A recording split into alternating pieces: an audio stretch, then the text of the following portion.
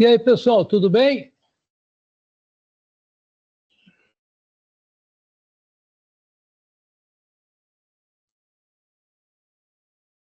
E aí, professor, tudo bem? E você? Tudo. Gostaram aí do vídeo? Muito bom, muito bom. Bastante, muito bom. História bem emocionante mesmo. Eu fiz questão de fazer essa entrevista por conta da aula que a gente ia ter, porque é muito comum a gente estar pensando somente na emergência e na sobrevivência.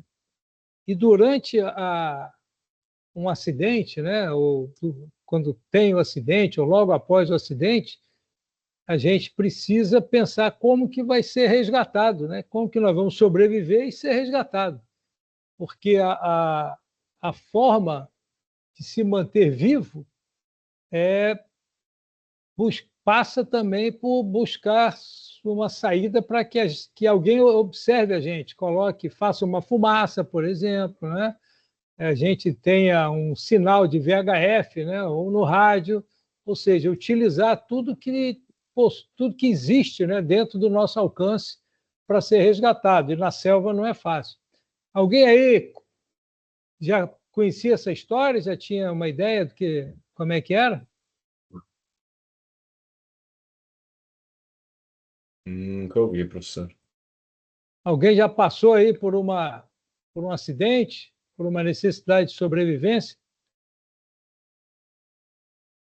Simulada conta? Conta, também conta. Conta, sim. Eu fiz sobrevivência na selva, né? Fiz a sobrevivência no mar. Conta, são experiências. Primeiro que só você estar vivo conta bastante ponto, né? Ok? Isso é muito importante. Bom, então, considerando aí o vídeo, né? Agora vocês já sabem como é que ser resgatado, que é possível, né? Não é mentira, né? É possível, né? Nós vamos passar aqui a um exercício para que vocês façam o estudo de caso, ok? Baseado na pouca ou muita experiência ou média experiência de vocês, tá ok? Esse é um assunto um caso que teve uma repercussão internacional. Eu vou pedir aqui para a Luana ler para a gente. Você pode ler, Luana?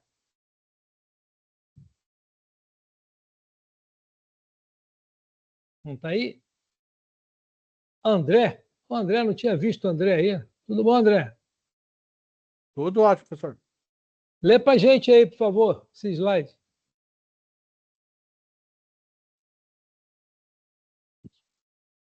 O voo US Airways 1549 foi um voo comercial de passageiros rotineiro. Iria de Nova York para Charlotte, na Carolina do Norte, que, em 15 de janeiro de 2009, pousou nas águas do rio Hudson, adjacente a Manhattan, 6 minutos após decolar do aeroporto de LaGuardia. Bom, todos conhecem esse acidente, tem filme, né? Tem várias informações aí na mídia, né?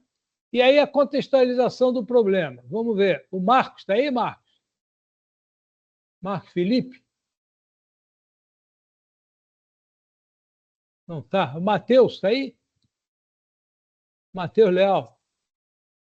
Estou sim, professor. Lê para a gente aí, por favor. Forneça informações sobre a aeronave em questão, incluindo modelo, fabricante, idade, histórico de manutenção, entre outros detalhes relevantes. Explique o contexto em que o problema ocorreu, como condições de voo, tempo desde a última manutenção, entre outros fatores. Descreva o problema de forma clara e detalhada. Isso pode incluir sintomas observados, mensagens de alerta do sistema, comportamento da aeronave afetada e etc. Ok. Essa é a teoria, né? O que existe hoje que a gente pode passar para vocês, né? Que enquanto ganhava altitude, o Airbus 320 atingiu um grupo de gansos do Canadá, ok? Gansos do Canadá, né? No Canadá. Resultou uma imediata perda de potência em ambos os motores, quando a tripulação determinou que a aeronave não podia alcançar sua posição logo a nordeste da ponte George Washington, quem conhece Washington ali, né? Nenhum campo de pouso. Decidiram guiar a aeronave para o sul e estabelecer seu curso para o rio Hudson. Okay? Então, pousou o avião intacto no mar. No mar não, né? No rio Hudson. Okay? E, consequentemente, logo após o pouso no rio, os 155 passageiros, parcialmente submergido o avião, né, foram todos resgatados por embarcações próprias. Todos conhecem esse acidente, todos viram. Então, como é que a gente faz esse estudo de caso? Okay? Essa é a tarefa do dever de casa para vocês hoje e apresentarem na próxima, não na próxima aula, na terceira aula, ok? E aí apresenta lá no Moodle, vai ser a tarefa que eu vou colocar para vocês. Mas hoje a gente pode discutir aqui alguma coisa sobre esse acidente, ok? Alguém saberia, dentro da teoria que a gente tem dos slides, deixa eu passar aqui para o lado para pegar um slide direto. A contextualização a gente já foi, é só aquilo ali mesmo. E análise da causa raiz. Alguém poderia fazer uma análise da causa raiz? Bem rápida, sucinta. Aliás, vamos fazer o seguinte. Vocês têm 5 minutos entre vocês aí para fazer a análise da causa raiz. Vamos lá. Conversem entre vocês. Análise do Rio Hudson? Exato, a análise desse caso que eu falei do Hudson aí, ok? Bom, uma delas é claramente fauna, certo? Seria a ingestão dos, acho que era gansos canadenses, né, pelo motor. Exato. Sim, mas a causa raiz teria que ter já um erro desde o início da operação, né? Não necessariamente. Não necessariamente, pode desenvolver no meio, mas ali entraria controle de fauna, que ali, como estava já longe do aeroporto, não teria como fazer o controle da fauna, né? Após a perda do motor, a tomada de decisão do piloto.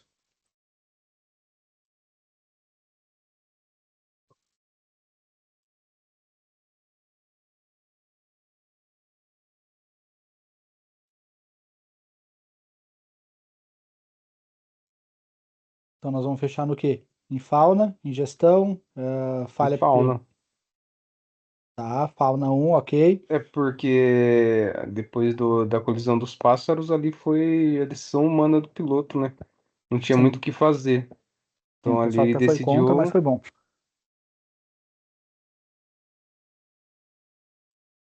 Estratégia, sociedade, pessoas que têm curso. Ok. Então, a análise da causa raiz que vocês chegaram à conclusão, né? A gestão, né? Ela não tinha muito o que fazer e tal, foi isso aí. Isso é o que vocês vão colocar lá no trabalho de vocês, né? E fazendo a análise dessa causa raiz, o que poderia ter interferido mais? Ali é normal ter pássaro? Ele é próximo ao aeroporto? O que vocês poderiam acrescentar sobre isso? Ali, pelo que eu me lembro de ter visto alguma coisa, é normal ter tipo de ganso porque é próximo de uma baia, né? Então é próximo de água. E aquele tipo de pássaro tem próximo de água. Se era correto os pássaros estarem naquele lugar, naquele momento, já foge um pouco. Mas, se eu não me engano, é uma ave normal. O que daria para ser feito é ter outras rotas de decolagem, né? Tu não necessariamente tu sempre seguir por aquele caminho específico quando tu decola de uma cabeceira X ou Y. Tu poderia ter outras vias, mas aí já entra como solução e não como causa ou continuação de causa.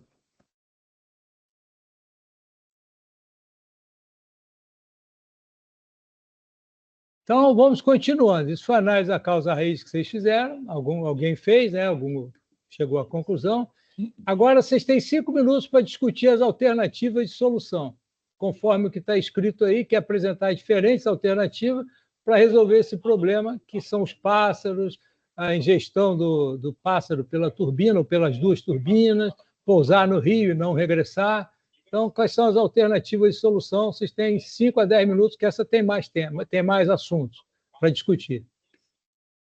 No caso, professor, você quer saber sobre se caso, por exemplo, acontecer um acidente ou uma solução para não que aconteça o acidente? A solução para que esse, vamos dizer assim, seja evitado, né? Porque se o nome é solução, é para um problema. O problema pode ter sido o pássaro, pode ter sido o motor. Será que o avião desviou para cima do pássaro? Não sei. Essa é a discussão que vocês podem ter aí, okay? Para que eu não tivesse tido a emergência. Okay?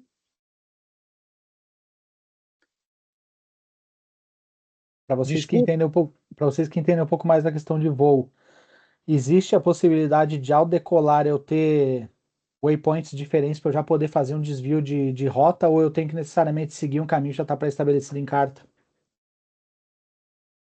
Depende.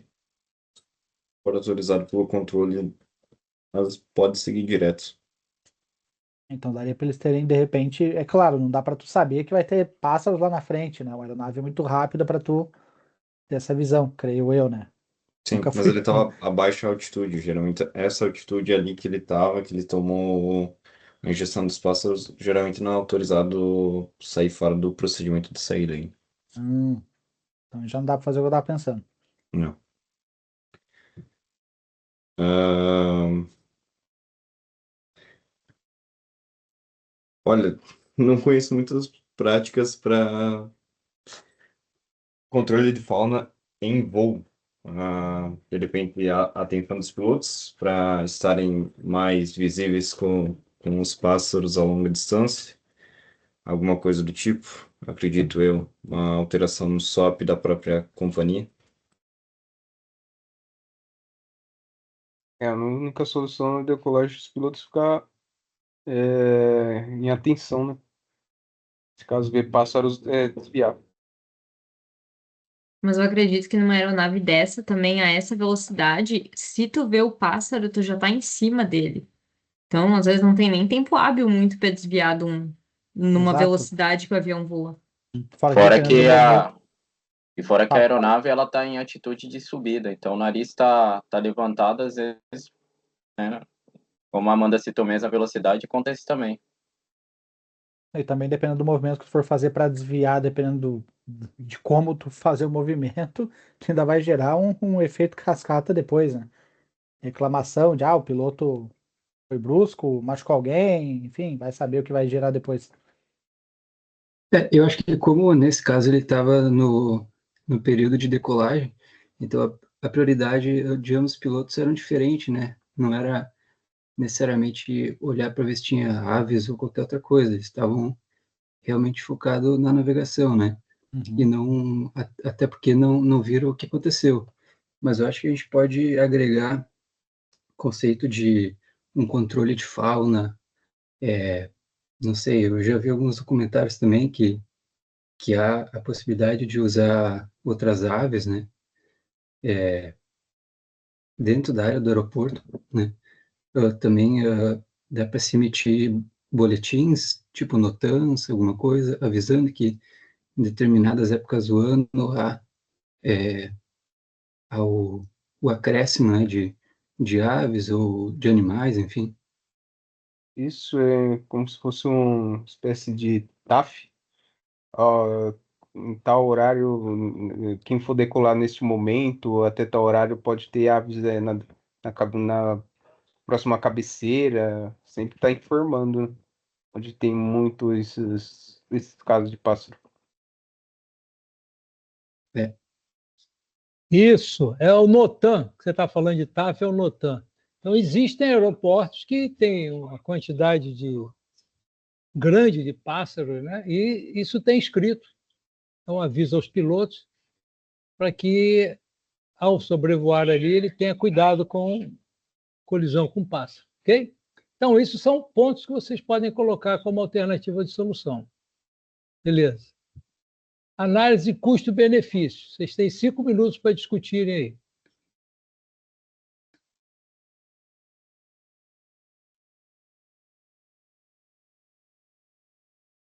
Tudo na aviação nunca é barato, né? Já começa por essa linha. Até na questão do Notan ali, o custo é não existente, né? É só a torre fazer um reporte.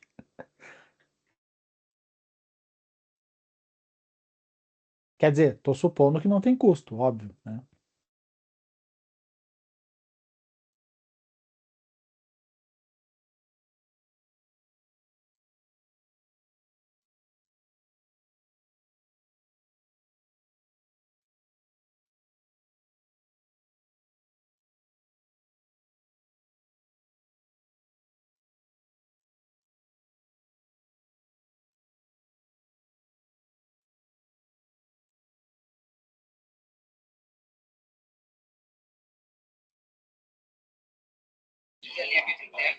E aí, alguém tem mais algum comentário?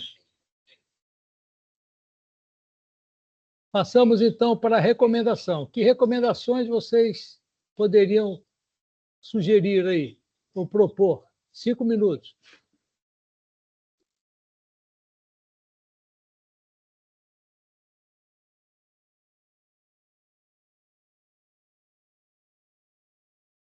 Vamos lá, pessoal. Isso é meio complicado, né? Porque assim, pássaro é da natureza, né? Não dá para você saber em qual momento que ele vai estar por ali, entendeu? É meio complicado. Mas também tem a situação de aves migratórias, então já tem a rota dela já pré-definida, tem vários estudos que dizem sobre isso. Então pode investir também em tecnologias sobre essa parte e acabar evitando esse tipo de conflito com aeronaves também.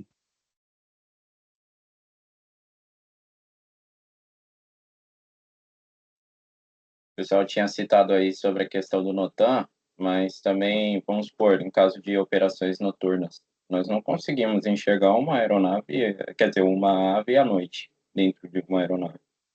Como é que, no caso, nós faríamos isso?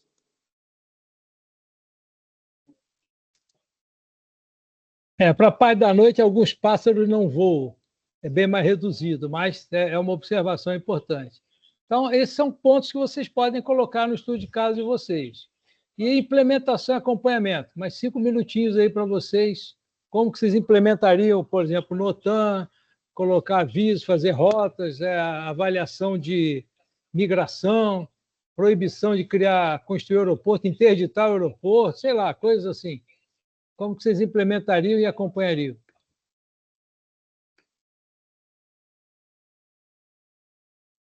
Uma solução talvez seja através do acompanhamento, né, da migração dessas aves, se sabe mais ou menos a época do ano e até mesmo a época do dia, fazer com que as aeronaves não sigam as rotas que passam por ali. Então, ter uma CID alternativa para épocas de migração de aves, algo assim, para que não passe ali no possível caminho delas.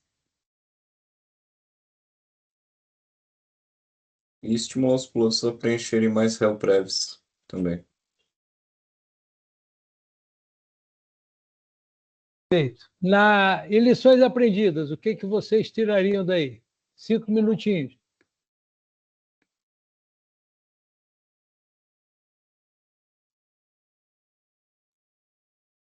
Acho que uma lição aprendida desse acidente como um todo, não na questão dos pássaros, eu diria que nem sempre retornar ao aeroporto é uma boa opção, porque nem sempre tu vai chegar. Então é melhor tu colocar um avião num rio do que tentar voltar para o aeroporto, né? Que foi esse caso.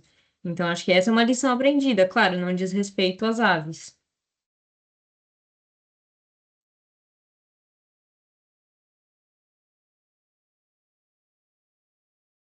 A outra que é a gente voa no ambiente dos pássaros, então nós temos que nos adaptar aos pássaros, não eles a nós. Então cabe a nós evitá-los e mitigar as ações de ingestão de aeronaves e perda de motor por esse tipo de ocorrência.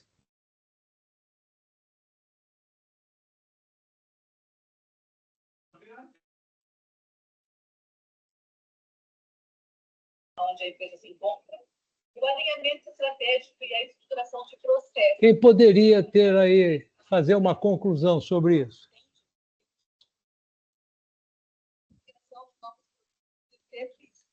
Né?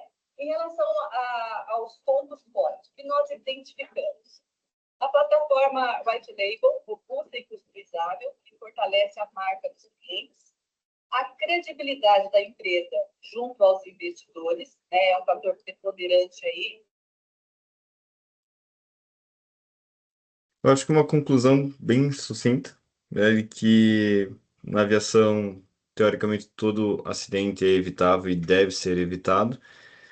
Porém, quando algum item de segurança falha, outra questão que tem de barreira de segurança é a preparação dos pilotos, treinamento e tomada de decisão. Então, por mais que tenha sido um acidente, não houve nenhuma fatalidade porque os pilotos estavam bem preparados para lidar com a situação e o inesperado. Bom, muito bom. O que acontece? Em nenhum momento a gente falou aí do resgate, dos equipamentos de sobrevivência, que são pontos que podem ser comentados lá atrás, ok? Nas análises. Então, tá bom. Esse é o exercício que vocês têm que fazer para daqui a 2 semanas entregar lá no Moodle, ok? Então, hoje a gente vai parar a aula por aqui, mas como eu sempre faço, né? Queria saber como é que vocês acharam essa aula. Foi tranquila? Foi mais ou menos? Foi boa? Como é que foi aí? Queria 3 comentários aí. Como eu estou começando, professor, acho que é mais um processo de adaptação aí à forma da aula e questão de comunicação também. Então, para mim está bem tranquilo, então, como uma primeira experiência. Perfeito. Tiago, como é que foi para você a aula? Foi boa, professor. Seguindo os mesmos moldes da nossa matéria passada, eu gostei e gosto dessa interação que tu tem com os alunos, dá para fixar melhor a matéria. André, o que você achou? Olha, professor, eu sou suspeito, porque o conhecimento que tu tem é legal, tu traz casos interessantes, esse lance do estudo de caso em si, por mais que seja uma coisa que talvez nem todo mundo consiga o tempo de fazer da forma como gostaria, né, com um estudo mais aprofundado, é uma forma realmente, como o Thiago falou, de fixar conhecimento. Então, para mim, tá show de bola. Pessoal, então até a próxima terça-feira. Foi um prazer renovar o contato com quem já teve e um prazer para aqueles que estão começando agora com a gente. Uma boa noite para vocês. Boa noite. Valeu, boa noite. Boa noite. Valeu, pessoal. Boa noite. Boa noite, pessoal. Boa noite.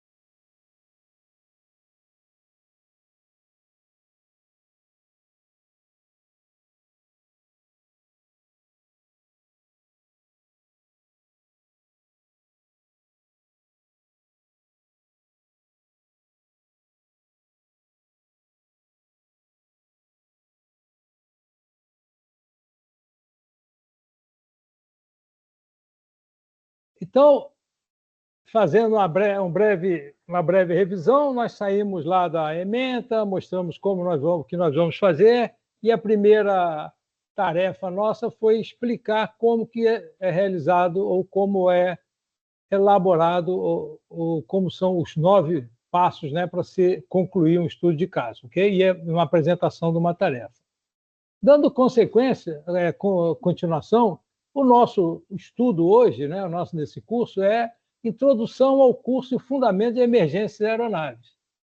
Então, é apresentar conceitos de emergência e botar todos esses conceitos que vocês entendem e não entendem, vão entender ou aprender, dentro de um sistema que vocês vão passar a ter quando estiverem, principalmente voando ou dentro de uma operação, seja no solo ou em voo, ok? Então, esse é o famoso sistema.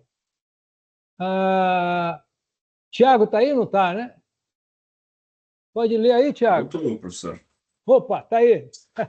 Lê para a gente aí. Quais são os tipos de emergências aeronáuticas, por exemplo? Vamos lá. Então, primeiro, emergências operacionais, sejam falhas mecânicas, perda de comunicação. Exemplo, pane de motor durante o voo. Outro tipo também, emergências meteorológicas, seja elas turbulência severa, tempestades. Exemplo, aterrissagem forçada devido a ventos fortes. Aham. Emergências médicas, passageiro tripulante doente, incapacitado. Exemplo, atendimento a um passageiro com ataque cardíaco. E o último, emergência de segurança, ameaças à integridade física, sequestro, sabotagem, interferência ilícita. Exemplo, desvio de rota por ameaça de bomba. É o 7500, né? Exato. Ok, muito obrigado. Então, isso aí é o nosso roteiro. Agora, eu queria pedir para vocês que vocês vissem um vídeo que está no YouTube, nesse site, né, nesse YouTube que eu coloco todas as aulas. Vocês conseguem ler aí e fazer esse link? Acho que dá sim, professor. Dá? Então, eu gostaria que vocês vissem esse vídeo. Ao terminar, a gente volta aqui no ar. Eu não consigo mostrar ele aqui, tá? A gente está acostumado a... A gente acostumado não. A gente, como piloto, pode cair, pode precisar de uma emergência como passageiro. Agora, quem resgata a gente? O que eles fazem e quais são os problemas que eles fazem? Eu entrevistei um piloto de resgate, sobrevivência, para essa aula, e aí, nesse link, vocês vão conseguir abrir o vídeo. Eu gostaria que vocês assistissem. Está combinado? Beleza. Então, vejo vocês depois do vídeo. Vamos lá. Professor, será que o senhor consegue colocar o link aqui no chat para Pois copiar? estou tentando abrir aqui o link. Só um instantinho. Viu? Não, já vou aqui, peraí. Gerar link. Bolacha já mandou também.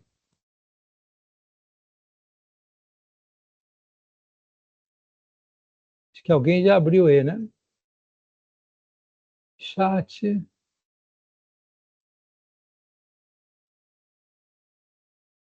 Tá aí o link. É isso aí. Vejo vocês depois do vídeo.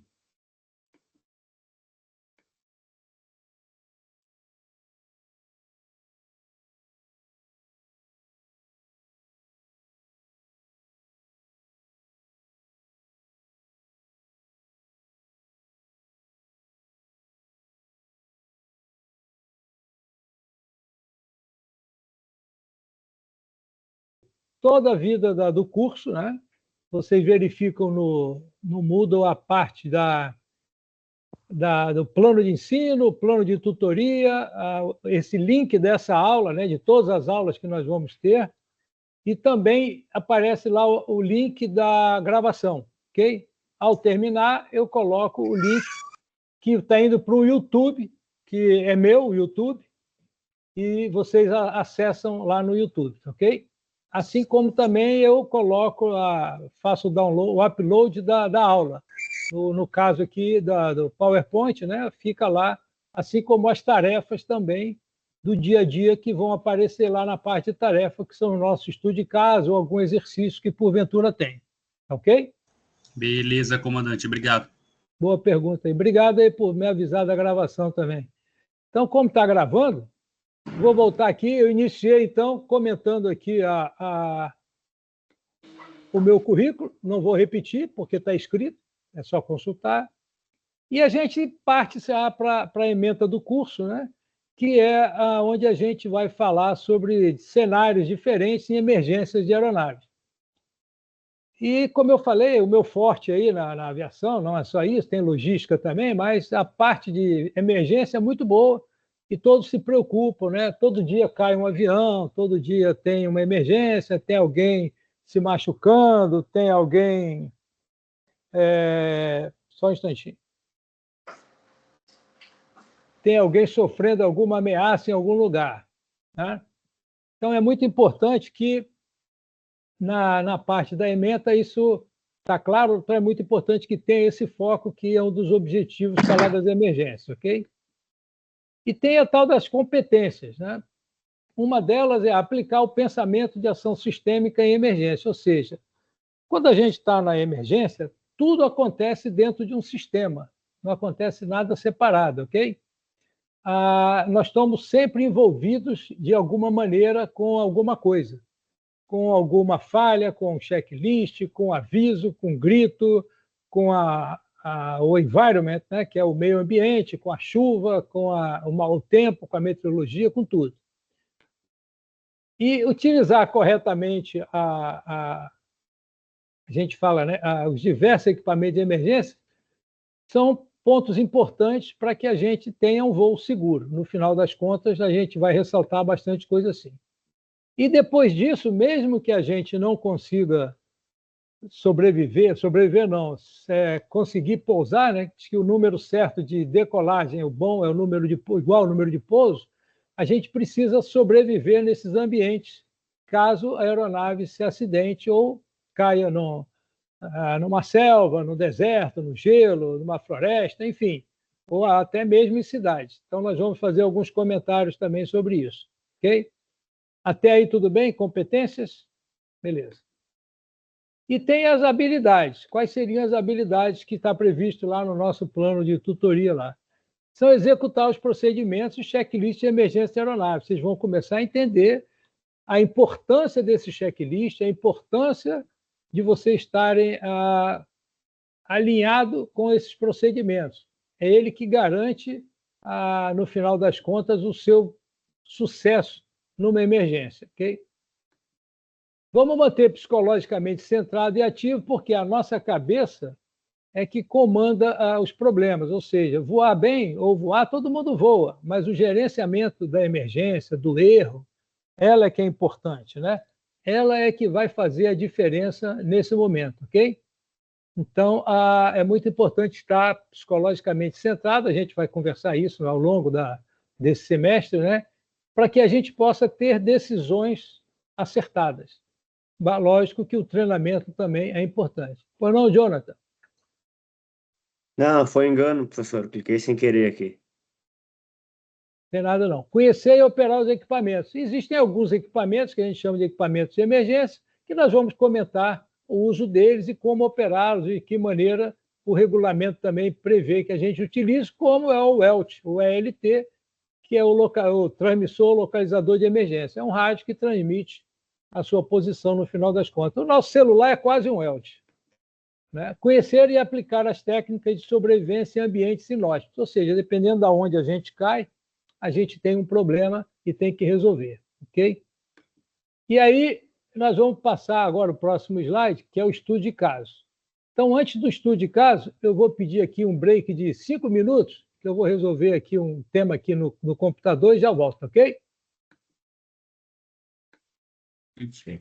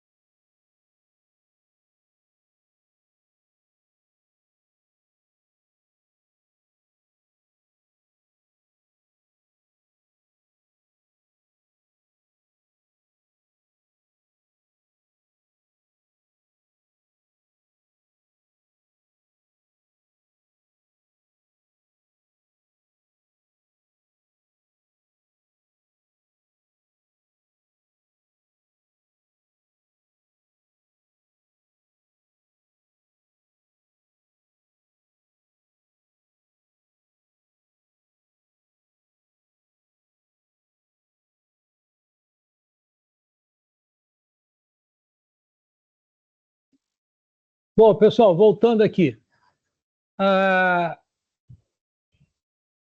Põe só a mãozinha que está escutando aí. O microfone eu dei uma arrumada aqui. Ok, beleza. Então, muitos já conhecem a forma do estudo de caso, né? E o estudo de caso nada mais é do que uma metodologia. Cabe lembrar o seguinte, o estudo de caso não tem um resultado certo nem errado. Ele é uma experiência, ok? Então, essa experiência que vai ser descrita é que é importante a gente saber que, como é que se diz, que ela representa o estudo que nós fizemos, baseado na experiência, nas consultas, nas pesquisas. Então, o estudo de caso ele se baseia numa metodologia que é nada mais, nada menos do que uma quantidade de informações que a gente consolida para chegar a até recomendações e detectar, por exemplo, causa raiz, que a gente vai ver um pouquinho mais para frente. E a metodologia que a gente vai adotar é que sempre vai ter um estudo de caso, e aí fica 15 minutos para vocês estudarem, né, entre vocês, né, discutem também, vocês podem discutir o estudo de caso, e a gente vai descrever aqui uma forma de escrever esse estudo de caso para que ele também seja registrado como uma tarefa de avaliação de vocês, ok? Muitos já estão acostumados, né, a maioria, né? Então a gente primeiro identifica o problema, que já é uma coisa bem difícil, né, saber identificar um problema, né? Contextualiza, né, a descrição, a gente vai dar um exemplo real, faz uma análise da causa raiz, que a gente está acostumado a dizer, é tudo aquilo que provocou, a gente chama de causa raiz. As alternativas de solução, que a gente precisa chegar a alguma coisa boa, né? Para cada problema que encontramos, temos que ter uma alternativa de solução. O outro é a análise de custo-benefício, para ver se aquilo que a gente está sugerindo de solução também tem um custo ali e traz algum benefício. Lógico, e as recomendações, como de praxe, e como que eu implemento essas recomendações, como que eu implemento tudo que a gente sugeriu, e mais, como que eu acompanho. E aí, no final, a gente tira a famosa lição aprendida. Serviu para quê, né? Que aparece tudo isso na conclusão. A conclusão não pode aparecer nada novo, só pode aparecer tudo que foi comentado anteriormente. O que eu gostaria de citar como exemplo? Por favor, quem pode ler para mim aí essa identificação do problema?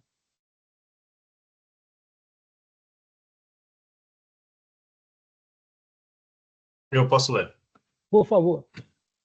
Identificação do problema. Falha de motor. A aeronave pousou no aeroporto de Jacarepaguá, RJ, SPJR, proveniente da pista do Hotel Fazenda Ribeirão, em Barra do Piraí, RJ, SIFU. A aeronave decolou da cabeceira 20 às 14h41 UTC, com um piloto e 3 passageiros, com um plano de voo visual, VFR, com destino ao Aeroclube de Santa Catarina, SSKT. Aproximadamente 10 segundos após sair do solo, foi observado e comunicado à aeronave pelo operador da Torre de Controle, TWR, de Jacarepaguá, a presença de fumaça na aeronave. Porém, não houve resposta do piloto. Durante a subida inicial, a aeronave perdeu potência. Realizou curva descendente à esquerda até colidir contra o solo. A aeronave ficou totalmente destruída e não houve sobreviventes.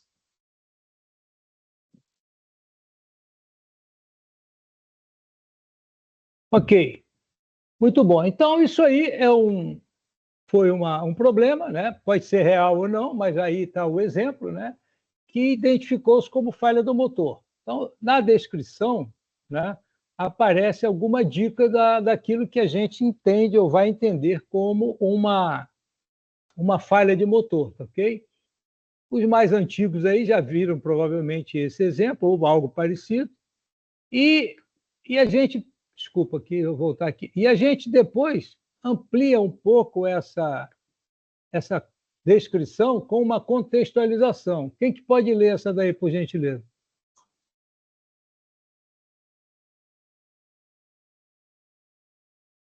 Posso ler aqui, professor? Por favor, Marcelo. Descrição do problema. Forneça informações sobre a aeronave em questão, incluindo modelo, fabricante, idade, histórico de manutenção, entre outros detalhes relevantes. Explique o contexto em que o problema ocorreu, como condições de vento, tempo desde a última manutenção, entre outros fatores. Descreva o problema de forma clara e detalhada. Isso pode incluir sintomas observados, mensagens de alerta do sistema, comportamento da aeronave afetada, etc.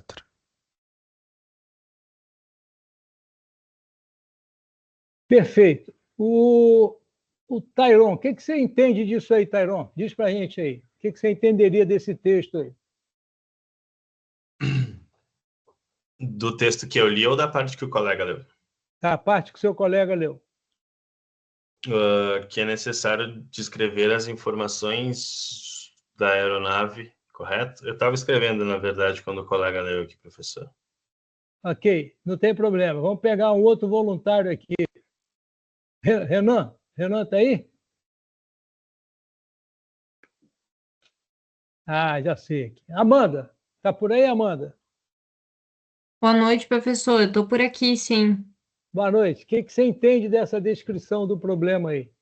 Na contextualização ali, descrição do problema, acho que a gente tem que olhar como um todo, listar, digamos, os fatos que aconteceram para que a gente possa fazer a análise depois.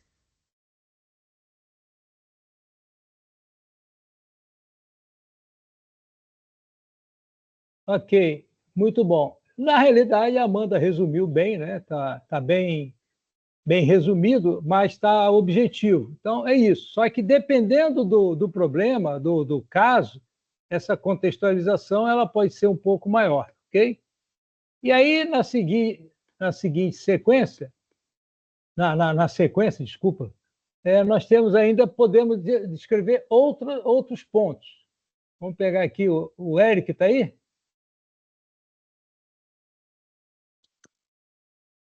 Não, deixa eu ver outro aqui. Quem que pode ler isso aí para a gente aí?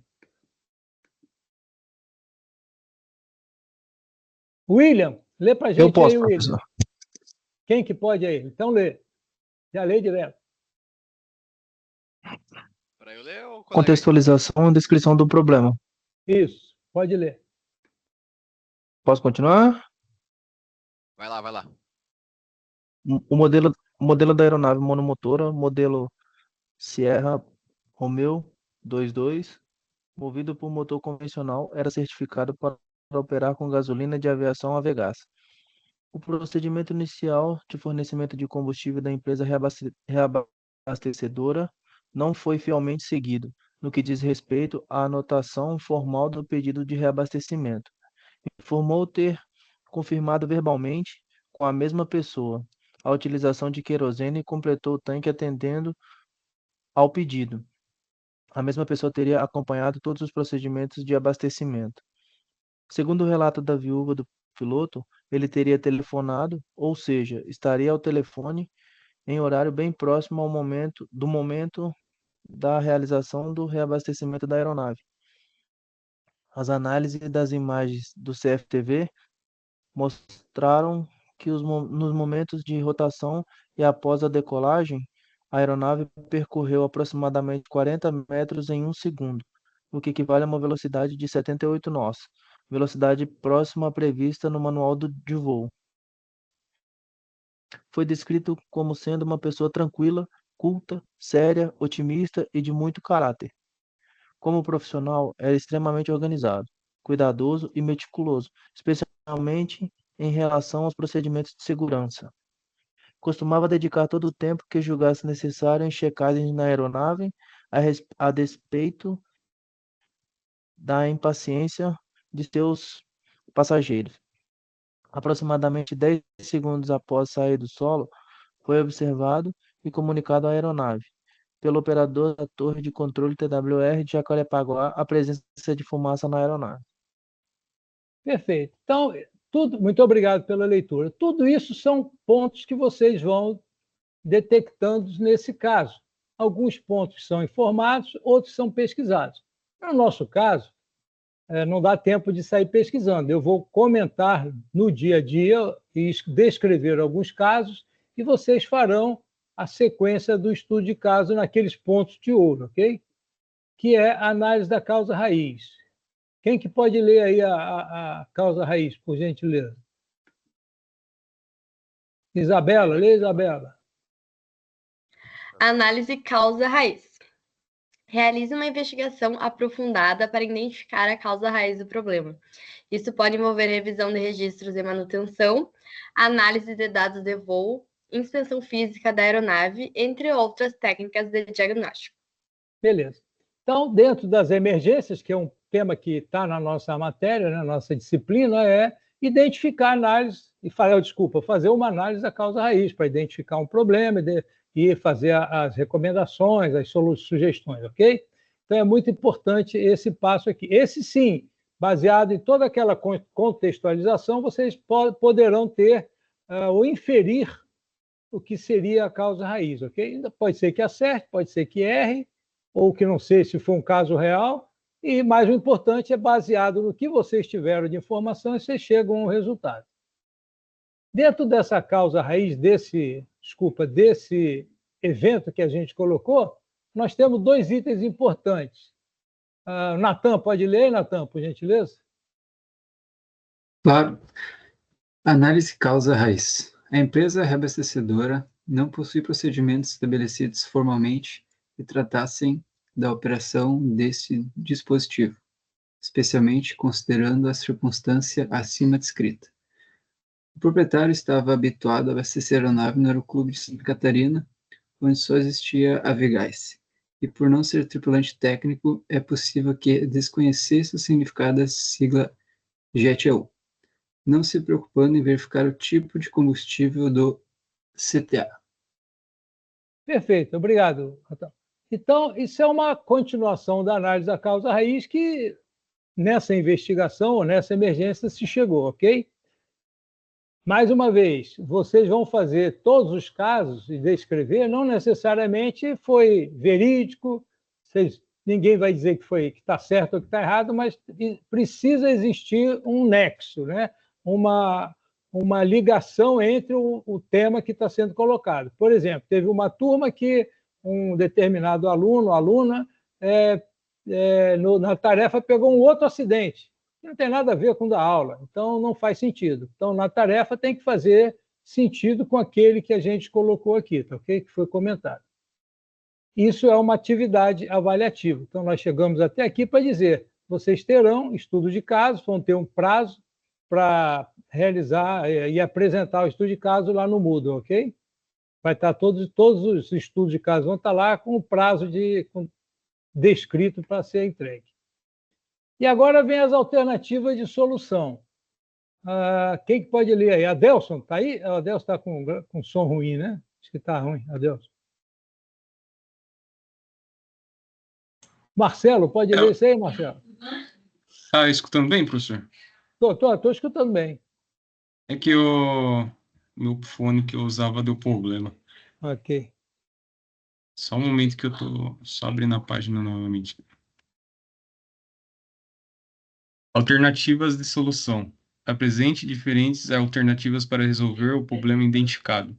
Isso pode incluir reparos imediatos, substituição de componentes, revisão de procedimentos de manutenção, entre outras opções. Isso. Então, nesse caso aqui, chegaram à conclusão que poderiam resolver dessa maneira, ok? Com a experiência que vocês têm, com o estudo que vocês já estão fazendo ou vão pesquisar, vocês podem ter mais alternativas de solução.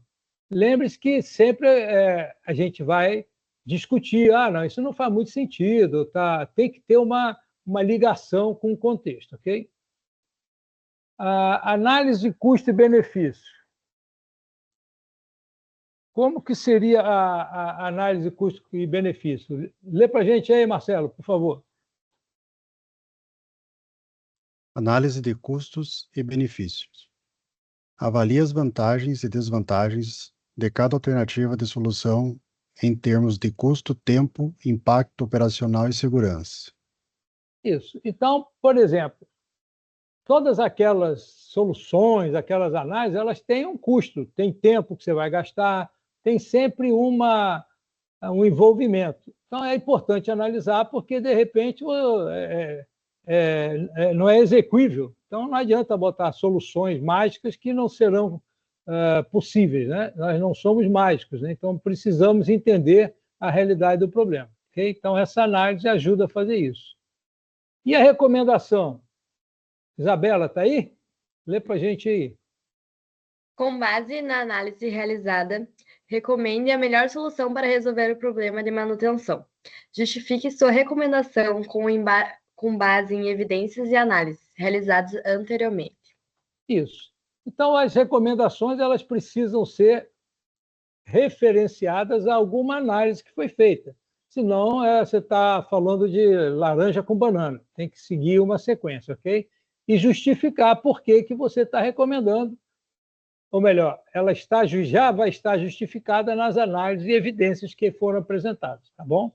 Tem que ter um nexo, mais uma vez. A implementação e o acompanhamento. Quem pode ler essa daí?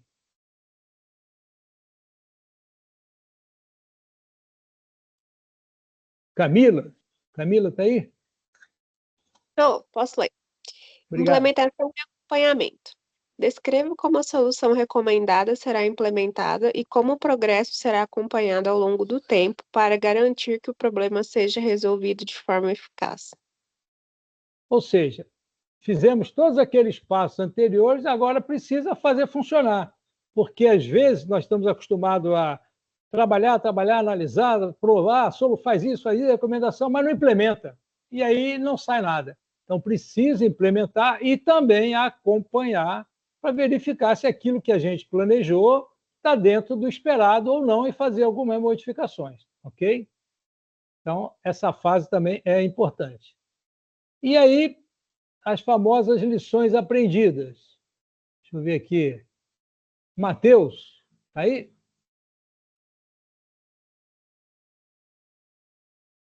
Matheus, consegue ler, não?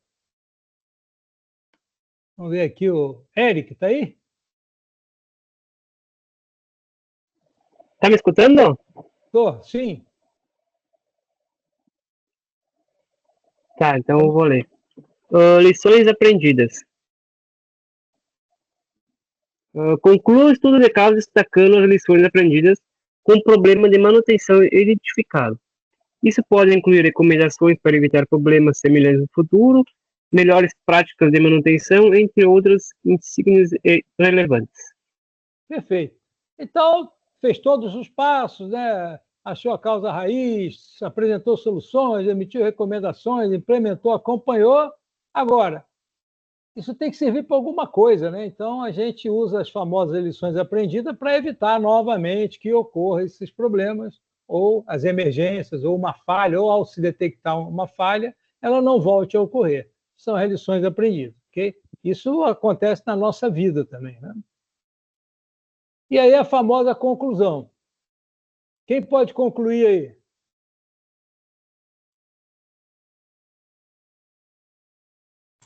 Conclusão. Faça uma conclusão resumindo os principais pontos do estudo de caso e detectando sua importância para a segurança e eficácia das operações de manutenção de aeronaves. Beleza. Então, aqui é o passo final do nosso estudo de caso, ok? Depois de fazer tudo aquilo, esse é o passo 9, os 9 pontos de ouro aí, que a gente tem que terminar. Então, quando vocês forem fazer o estudo de caso, sigam essa aula, esses slides, né? Eles vão estar sempre no estudo de caso e vocês simplesmente vão preenchendo baseado na experiência de vocês, no que vocês aprenderam, né, na vida, nos casos que foram sendo apresentados. Ok? Vou buscar alguns casos que foram reais e outros, se eu não conseguir um real assim, eu crio um caso, né? Ou melhor, estabeleço um caso fictício, né? Que vocês possam desenvolver todos esses 9 passos. Tá bom? Então, essa é a regra do jogo do estudo de caso. Okay? Ninguém conseguiu decorar, mas tem os slides para poder seguir, tá bom? Não é nada difícil, quem já teve aqui, já todos fizeram. e os que não são a primeira aula vão conseguir fazer também sem problema. Alguma dúvida até aqui? Não? Então, nós vamos dar um break de 5 minutos e continuamos, ok?